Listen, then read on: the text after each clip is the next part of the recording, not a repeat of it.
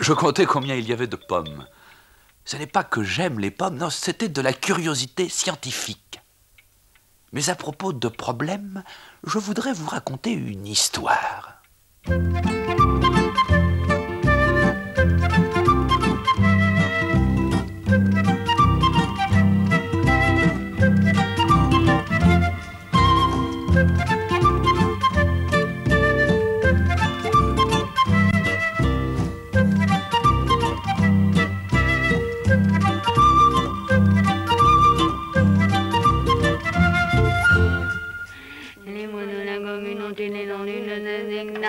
Sachant que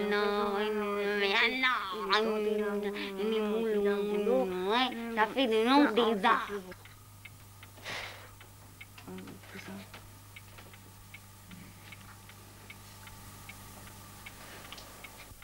Alors, il est fait ce problème? Pas encore. Il est difficile. La maîtresse nous avait prévenus. Du moment que la maîtresse vous l'a donné, c'est que vous pouvez le faire. Avec vous, c'est toujours la même chose. Pour s'amuser, jamais en retard. Mais pour travailler, plus personne. Il va pourtant falloir que ça change. Il y a 2 heures qu'on cherche. Ah bah vous chercherez encore.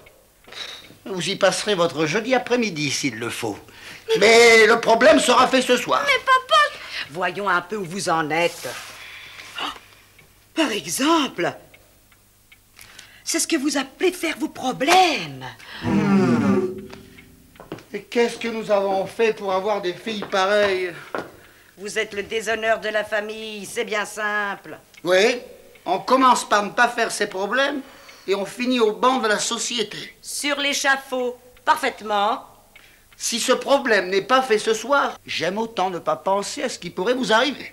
Voyons, parents, vous n'êtes pas raisonnables. Ce n'est pas de crier qui nous fera avancer dans le problème. Et d'abord, à quoi bon rester ici à faire des problèmes quand il fait si bon dehors? Les pauvres petites seraient bien mieux à jouer. C'est ça. Et plus tard, quand elles auront 20 ans, qu'elles seront mariées, elles seront si bêtes que leurs maris se moqueront d'elles. Elles apprendront à leur mari à jouer à la balle, à saute-mouton. N'est-ce pas, les petites? Oh oui! Silence, vous.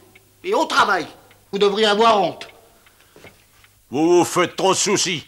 Si elles ne peuvent pas faire leurs problèmes, elles ne peuvent pas. Le mieux est d'en prendre son parti. C'est ce que je fais. Assez. On n'a pas de compte à rendre au chien. Ça, le chien, il se mêle de tout maintenant. Allons-nous-en.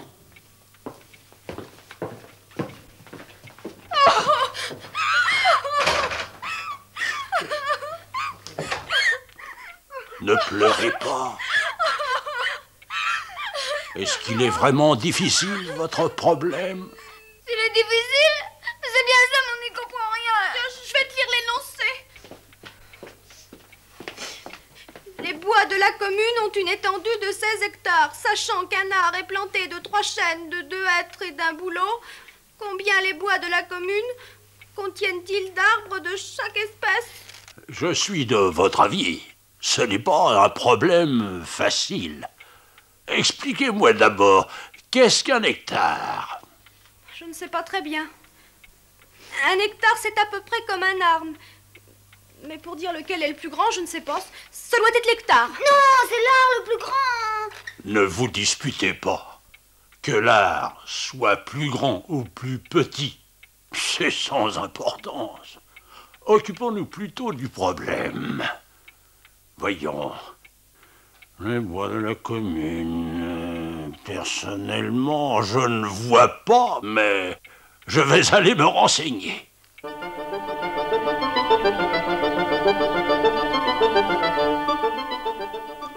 Les bois de la commune ont une étendue de 16 hectares. C'est bien possible, mais qu'est-ce que tu veux que ça me fasse? C'est le début d'un problème que les petites ont à faire et elles n'y comprennent rien. Si les petites n'y comprennent rien, ils pensent bien que c'est pas à nous. Hein. Tu as raison, mais peut-être en s'y mettant à plusieurs. On peut toujours essayer. Je voudrais bien faire plaisir aux petites. Je vais sonner le rassemblement.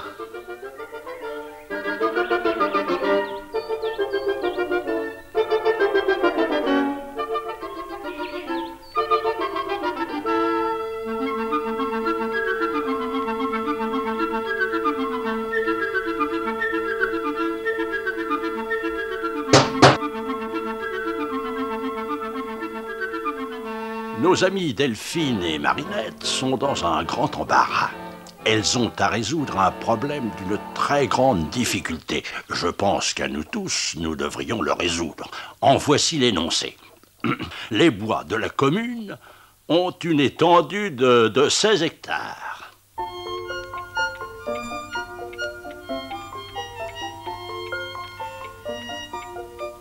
Tu n'as rien trouvé?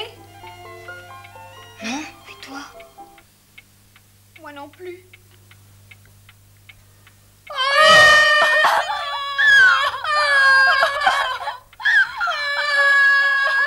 Voilà, qu'en pensez-vous? Bon, Je suis de l'avis du bœuf. c'est un problème pour spécialistes. Moi, rien que d'y penser, ça me donne un mal de tête épouvantable.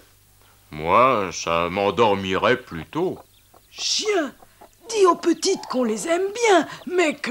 Qu'est-ce qui se passe? C'est maintenant que vous arrivez? Vous n'avez pas entendu le signal du rassemblement, non? J'avais un œuf à pondre. Vous ne prétendez pas m'empêcher de pondre, j'espère?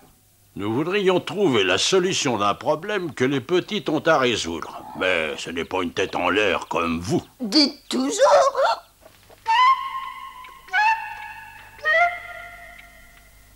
Voilà le problème. Qu'en dites-vous, poule blanche? Il me paraît très simple. Je ne vois pas ce qui vous arrête.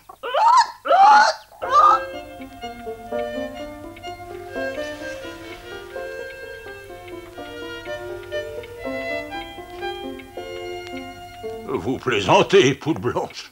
Elle veut seulement se rendre intéressante.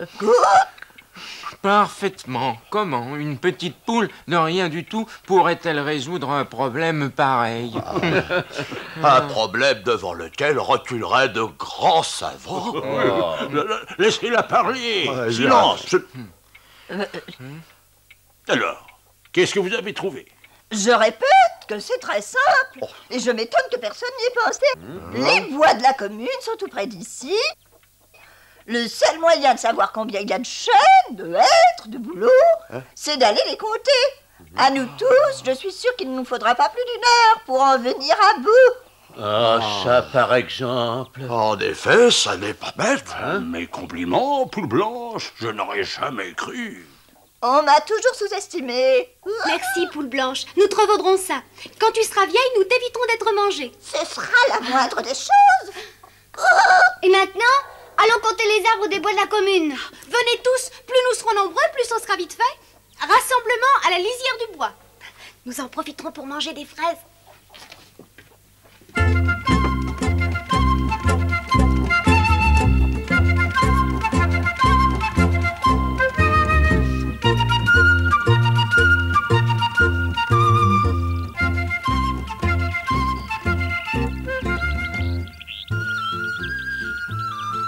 Elles sont bonnes. Oh oui.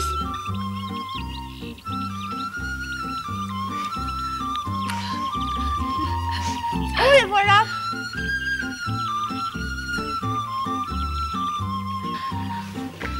Et maintenant, il faut nous partager la tâche. D'abord, est-ce que tout le monde peut reconnaître un chêne, un hêtre et un bouleau? Voilà un chêne. Oh, c'est pas difficile à reconnaître. Il a les mêmes feuilles qu'un général sur son képi. Et ça, qu'est-ce que c'est? Être ou pas être? C'est un hêtre. Un boulot? Ma sœur a raison. Maintenant, partageons-nous le travail. L'âne et le cheval iront le plus loin. Ils se partageront la partie du bois qui se trouve après la route. Le bœuf comptera les arbres entre l'étang et la maison du garde forestier. La vache entre l'étang et la ferme Martin. Et nous? Ben, nous, on fera les additions. Et moi? Le cochon comptera les arbres entre les deux chemins forestiers. Et le chien entre la grotte aux fées et la clairière du pendu. Et la poule blanche ne fera rien? Je contrôlerai votre travail. 32 chênes, 11 hêtres, 14 bouleaux, 33 chênes, 13 hêtres, 15 bouleaux. Pas de chêne, pas de hêtre, 55 bouleaux, 56, 57. 17 chênes, 26 hêtres, 9 bouleaux, un lapin. Non, on ne compte pas les lapins. 22 chênes. Oh, 5 minutes de repos. Je peux bien manger quelques glands. comptez aussi au lieu de manger des fraises des bois, hein. Tu trouves qu'on n'a pas assez travaillé? N'oublie pas que nous aurons encore des additions à faire. Tu veux que nous tombions malades? Au secours! Delphine! Marinette! Qui c'est Au qui appelle? secours! C'est le cochon. Eh bien, qu'est-ce qui se passe? Regardez! Espèce d'idiot, vous avez fini de brailler comme ça? Mais qu'est-ce qui vous prend de réveiller les honnêtes gens en plein jour? Quand on a une tête comme la vôtre, on devrait se cacher et ne pas se produire dans les bois. Vous pourriez faire peur à mes petits. Vous ne vous êtes pas regardé. Oh, le beau sanglier! Et les jolis petits marcassins. Oh, tu as raison qu'ils sont mignons. Je reconnais que mes petits sont assez beaux. Mais dites-moi, petite fille, ce qui vous amène dans ces bois. Nous sommes venus avec nos amis de la ferme pour compter les arbres. Mais nous voudrions aussi manger quelques fraises. Le cochon vous expliquera.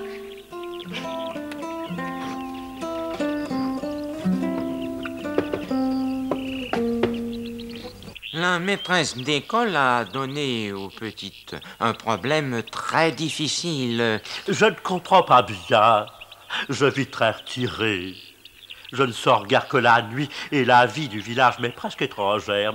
Qu'est-ce que c'est qu'une maîtresse d'école? C'est une demoiselle qui apprend des choses utiles aux petites filles. Ah, quel genre de choses utiles? Le nom de la capitale du Honduras, ou la date de la bataille de Marignan, par exemple. Et un problème, qu'est-ce que c'est? Par exemple, c'est de calculer combien il y a de chênes, de hêtres et de bouleaux dans ce bois. Et quand les petites filles savent toutes ces choses si intéressantes, qu'est-ce qui se passe? Elles les oublient. Je serais content de rendre service aux petites filles. Je vais faire compter les arbres par les écureuils. Nous avons déjà commencé, mais moi, je ne sais plus où j'en suis. Vous ne semblez pas plus malin que beau, hein? Je ne suis peut-être ni malin, ni beau, mais au moins, moi, je suis bon. Bon à manger, vous voulez dire? Allez continuer votre travail avec vos amis. Le compte des écureuils servira de contrôle. Allez, remuez-vous un peu. J'ai horreur de me presser. Et paresseux en plus. C'est complet. Oh là, les écureuils, venez un peu par ici. Je sais que vous êtes de très bons calculateurs. L'hiver, vous passez votre temps à compter les noisettes que vous avez mises de côté. Il faut que vous comptiez rapidement les arbres.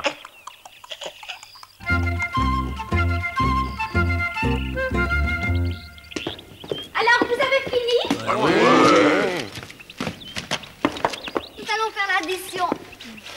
Cheval, combien d'arbres? 642 chênes, 455 hêtres, 341 bouleaux. Et toi, l'âne?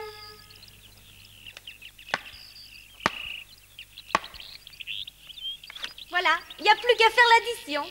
Tiens, fais-la. 7 et 2, 9. Je retiens 4.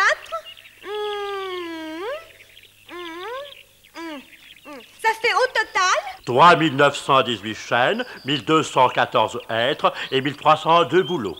Est-ce que vous avez les mêmes chiffres? Exactement. C'est la preuve que vous ne vous êtes pas trompé. Demain, la maîtresse vous donnera une bonne note. Ah, je voudrais bien être là quand elle vous complimentera. Moi qui aimerais tant voir une école. Mais venez donc demain. La maîtresse n'est pas très méchante. Elle vous laissera entrer en classe. À moi, à toi, à moi, à toi, à moi. Oh non, c'est pas des choses, tu tapes trop fort.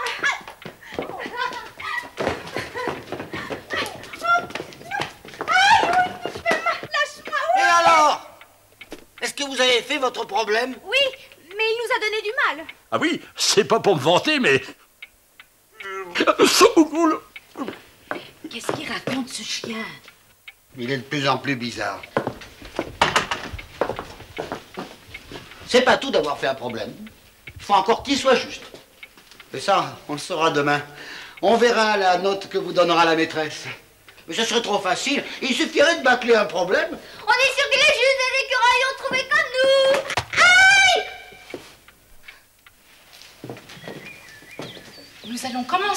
leçon d'histoire.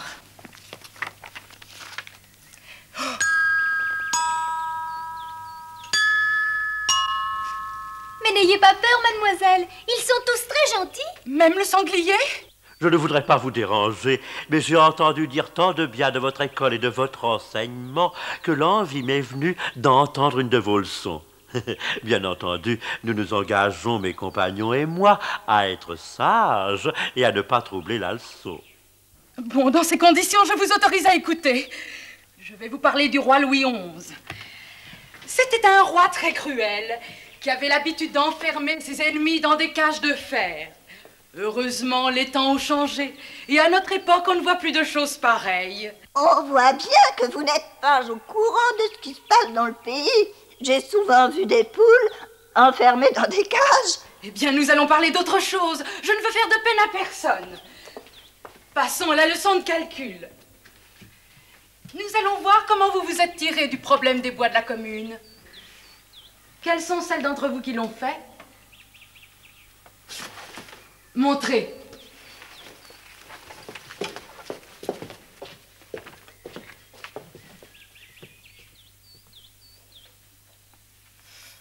Je vais vous dire comme il fallait raisonner. Étant donné qu'il y a 100 arts dans un hectare et un bouleau, 2 hêtres et 3 chênes dans un art, il y a dans le bois 1600 bouleaux, 3200 hêtres et 4800 chênes.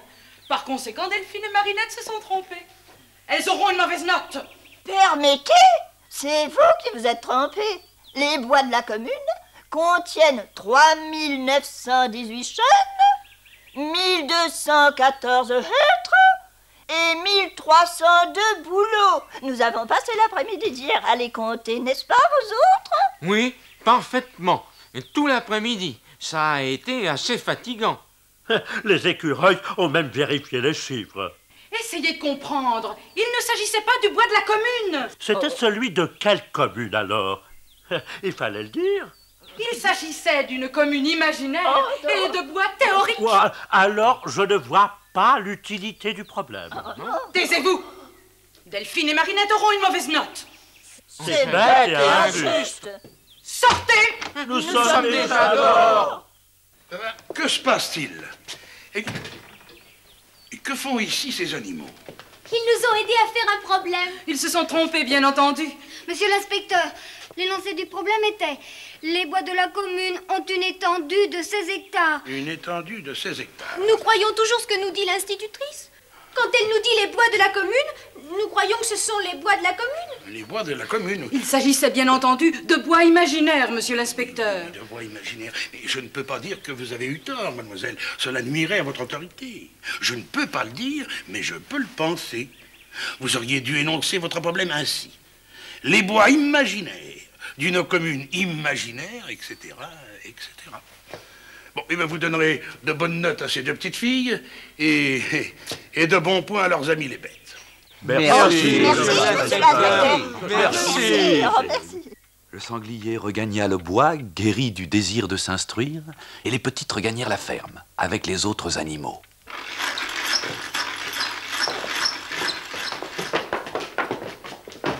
Les parents les félicitèrent de leurs bonnes notes, mais elles ne parlèrent pas des bons points que les animaux avaient reçus, d'autant plus qu'ils les avaient mangés, car ils adoraient le papier.